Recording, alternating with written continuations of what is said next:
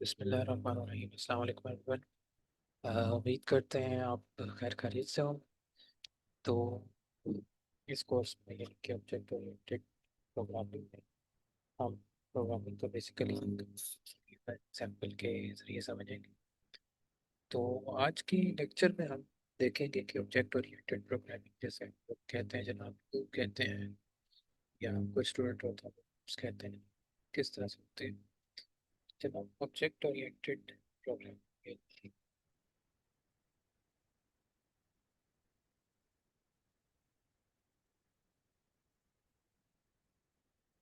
इसके बारे में हम लोग भी जानेंगे कि ये क्या होती है, इसकी ज़रूरत क्यों पड़ती है और ये पुरानी प्रोग्रामिंग से क्यों बेहतर है। अगर आप बिगिनर हैं, स्टूडेंट हैं, या प्रोग्रामिंग को लॉजिक के साथ समझना चाहते हैं तो ये कोर्स आपके लिए है, जिसमें सिर्फ आपको कोडिंग लिखेंगे नहीं बल्कि आपको सोचना भी सिखाएंगे कोडिंग के। ये लेक्चर जो है यूनिवर्सिटी स्टैंडर्ड पे है, लेकिन एक्सप्लेनेशन इतनी सिंपल होगी कि हर लेवल का लर्नर इसको पढ़ सकता है। तो चलिए, प्रोग्रामिंग को मुश्किल नहीं बल्कि इंटरेस्टिंग बनाते हैं। तो सबसे पहली बात तो ये कि हम इसके इंट्रोडक्शन के बारे में बात करेंगे। स्पेलिंग्स के लिए मास्टर इंट्रोडक्शन के बारे में बात करें तो प्रोग्रामिंग का मतलब होता है कि कंप्यूटर को ये बताना कि उसने क्या काम करना है, इनके to tell computer what to do. For example, हम इसको कहते हैं कि जनाब जैसे हम किसी बच्चे को बताते हैं कि बॉल उठाओ और इधर लाओ, या हम जनाब को ये भी कहते हैं कभी ये काम करो। बेसिकली प्रोग्रामिंग है just instruction that we give to. लेकिन जब प्रोग्राम्स छोटे होते हैं तो सब आसान होता है, और लेकिन जैसे जैसे आपके प्रोग्राम की कॉम्प्लेक्सिटी बढ़ती है, रियल लाइफ प्रॉब्लम्स हैं, तो जब प्रोग्राम बड़ा हो जाए, जैसे गेम्स हैं, एप्लीकेशंस हैं, सिस्टम, तो तब हमें बेटर एक तरीका चाहिए होता है। यही से जो है वो हमारी काम आ जाता है। वो की ज़रूरत क्यों है?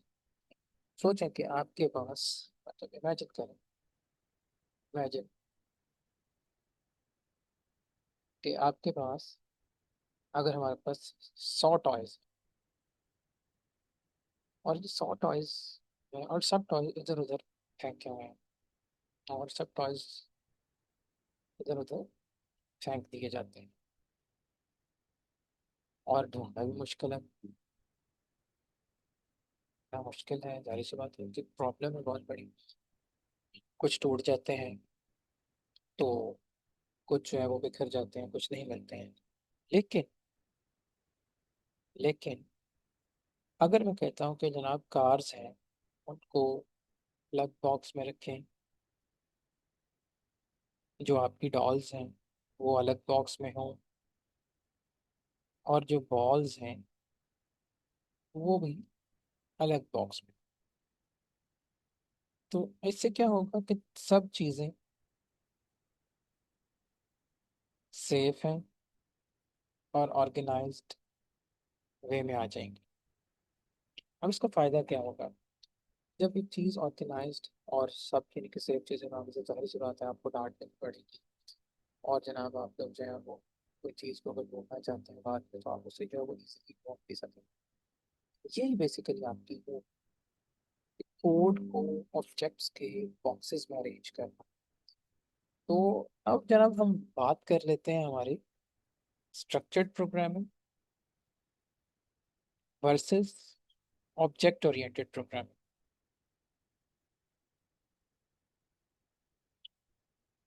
तो स्ट्रक्चर्ड प्रोग्रामिंग, हम इसे कह देते हैं कि जनाब स्ट्रक्चर्ड प्रोग्रामिंग की अगर हम बात करते हैं, यानी कि ये जनाब हमारा एक पुराना तरीका है, पुराना तरीका है। स्ट्रक्चर्ड प्रोग्रामिंग में क्या होता है कि जस्ट आप इमेजिन करें, आप सोचें कि जनाब कि आप जो है वो पूरी कहानी एक ही पेज पर लिखते हैं।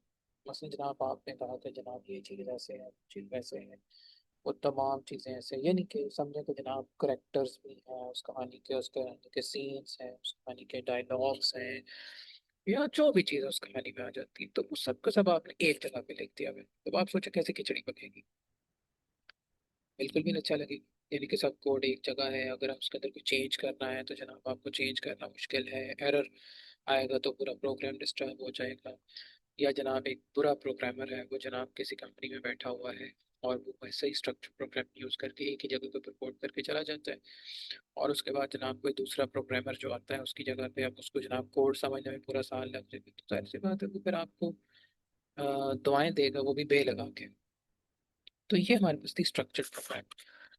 तो एक अच्छी अप्रोच नहीं है, लेकिन अगर उसी के जगह हम ऊप की बात कर लें तो ऊप में क्या होगा कि हर करेक्टर, जैसा मैंने कहा कि कहानी हर करेक्टर अलग है और हीरो अलग है जनाब, उसके बाद विलेन अलग है। एंड हर किसी का एक अपना रोल, हर किसी का अपना एक रोल है, यानी कि एवरीथिंग जो है वो ऑर्गेनाइज्ड है। यानी कि हर एक चीज़ जो है वो अलग है, कार का अपना ऑब्जेक्ट है, स्टूडेंट का अपना ऑब्जेक्ट है, बैंक अकाउंट का अपना ऑब्जेक्ट है। तो इससे क्या हो रहा है कि जनाब आपका कोड जो है वो क्लीन है, रीयूजेबल है, और जनाब सबसे ज़्यादा चीज़ कि इजी टू मैनेज है, and as well as understanding भी, जाहिर सी बात है उस चीज़ की जो है वो अच्छी हो जाएगी हमारे पास। तो ये हमारे पास ऊप का एक फ़ायदा है। तो जनाब बात कर लेंगे अब हम अपने पिलर्स ऑफ ऊप की, यानी कि ऊप के अरकान। तो ऊप के जनाब चार मैजिकल पिलर्स हैं, मैंने आपको कहते हैं चार मैजिकल पिलर्स ऑफ ऊप। तो जनाब वो चार मैजिकल पिलर्स ऑफ ऊप हैं, वो क्या है? फॉर एग्जाम्पल सबसे पहली चीज आ जाती है encapsulation. First thing is encapsulation, यानी कि चीजों को कवर करना, या कोई भी चीज है उसको क्या कर देना जी, कवर करना। चीजों को कवर करना। सोचिए कि आपका एक मोबाइल फोन है, आप बटन प्रेस करते हैं, अंदर क्या चल रहा है कुछ पता नहीं आपको, ठीक है, और पता होने की ज़रूरत भी नहीं है। यानी कि अब आप मोबाइल फ़ोन तो यूज़ कर रहे हैं, आप बटन प्रेस कर रहे हैं, उसके अंदर एक्शन हो रहे हैं, लेकिन आपको नहीं पता कि जनाब अंदर क्या चल रहा है, कुछ भी नहीं पता, बस आपका काम है जनाब मोबाइल को यूज़ करना। तो पता होने की ज़रूरत भी नहीं है इसमें। तो इनकैप्सुलेशन का मतलब क्या होता है कि भाई जो आपका डाटा है, आपका इंटरनल डाटा छुपा हुआ है, या हम इसे कह देते हैं हाइड है। सिर्फ ज़रूरी चीज़ जो है वो बाहर है, ओनली ज़रूरी चीज़ें बाहर है। तो ये हमारे पास क्या होता है जनाब, इनकैप्सुलेशन आ जाता है, जिसे हम फर्स्ट पिलर ऑफ ऊक कहते होते हैं। इसी तरह से जनाब जो दूसरा आपके पास पिलर है ऊक का, दैट इज अब्स्ट्रक्शन। अब्स्ट्रक्शन, अच्छा जी। अब्स्ट्रक्शन का मतलब क्या होता है? सिर्फ काम की चीज दिखाना। अच्छा, ये इसकी एग्जांपल मैं ऐसे लेता हूँ, लेट्स से मैं कहता हूँ कि जनाब मेरा एक स्टूडेंट है, या मैं कहता हूँ कोई भी मिस्टर ए है। मिस्टर ए को मैंने कहा कि मिस्टर ए आप जो है ना वो उठें और यहाँ से 100 कदम मशरिक की जानब जाएं, वहाँ से आगे 10 कदम जनूब की जानब जाएं, वहाँ से आगे 3 दफ़ा गोल घूमें और क्लासरूम का दरवाज़ा खोलें, देखें कितने सेंटीमीटर खुला है, क्लासरूम का दरवाज़ा जो है वो बंद करें। तो अब मैं इस चीज़ को एक्सप्लेन कर रहा हूँ, इस सीन को एक्सप्लेन कर रहा हूँ। मैं जब इसको एक्सप्लेन करूंगा मुझे ज़रूरत ही नहीं है, या मैं किसी दूसरे बंदे को कहता हूँ हाँ भाई टीचर ने क्या काम करवाया, तो डेफिनेटली यार वो बंदा ये कहेगा कि जरा आप टीचर ने इस बंदे को उठो और जाकर दरवाज़ा बंद करो। यानी कि उसने दरवाज़ा कैसे बंद किया, ये चीज़ जो है वो दिखानी है आपने। ना कि ये दिखाना है कि जनाब उसने दरवाज़ा कितने कदम पे चला, कितने जनाब कहाँ पे जाके उसने और ब्रेक लगाई, कैसे जनाब उसने दरवाज़ा खोला, सीधे हाथ से खोला दरवाज़ा, बाएं हाथ से खोला दरवाज़ा, वटेवर। ये चीज़ें दिखाने की जरूरत है। तो इन सिंपल वर्ड्स अगर मैं एब्स्ट्रैक्शन कहूँ कि भाई हाउ नहीं, ठीक है जी, व्हाट पर आपका फोकस होना चाहिए, व्हाट पर फोकस करना है, ये चीज़ हमारे पास एब्स्ट्रैक्शन होती है। थर्ड नंबर के ऊपर जो चीज़ आ जाती है वो हमारे पास है इनहेरिटेंस। इनहेरिटेंस यानी कि वालिदैन से चीज़ें मिलना। आप लोग जानते हैं भाई वालिदैन से चीज़ें मिलना। फॉर एग्जाम्पल एक बच्चा है, हाइट उसको जनाब माँ से मिली है और आंखों का कलर जो है वो बाप से मिला। तो प्रोग्रामिंग में क्या होता है, इन प्रोग्रामिंग जो चाइल्ड क्लास है पेरेंट क्लास से प्रॉपर्टीज हासिल करती है, पेरेंट क्लास से प्रॉपर्टीज हासिल करती है। फॉर एग्जांपल, इसके एग्जांपल हम ऐसे रखते हैं कि जनाब एक मेरे पास क्लास है व्हीकल। व्हीकल एक क्लास है कोई भी। अब देखा जाए तो जनाब व्हीकल जो है उसमें ये बुनियादी प्रॉपर्टी, ये एक पेरेंट क्लास है। हम इसे कहते हैं कि भाई ये एक पेरेंट क्लास है। व्हीकल की अगर एग्जांपल लें तो जनाब इसमें व्हीकल में आपकी बस आ जाती है, आपकी बाइक है, आपकी ट्रेन है, इवन प्लेन है या जेट प्लेन है तो ये सारे के सारे व्हीकल्स ही ना। तो हम इसे क्या कहते हैं कि एक पेरेंट क्लास की प्रॉपर्टीज को यूज करना चाइल्ड क्लास का, इट्स नोन एज इनहेरिटेंस। और इनहेरिटेंस का जनाब फायदा क्या है? जो सबसे पहली चीज़ है जनाब, रीयूज। ठीक है जी।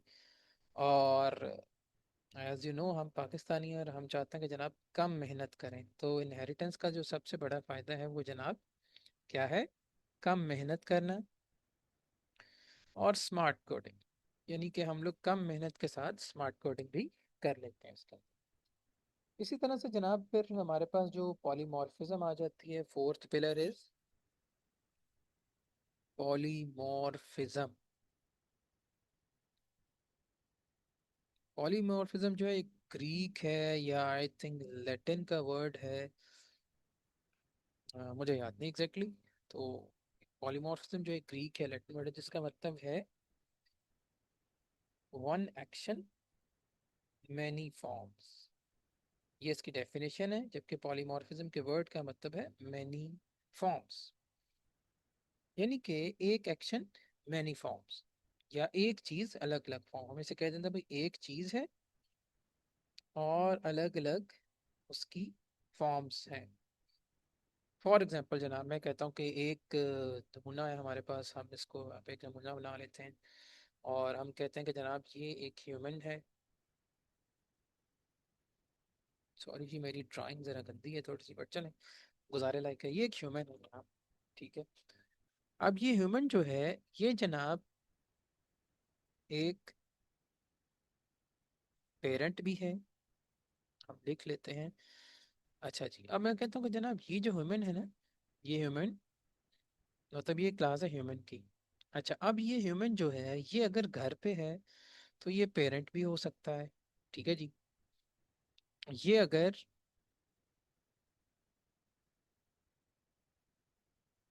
ये जनाब अगर किसी शॉप पर है तो ये जो है ये कस्टमर भी हो सकता है।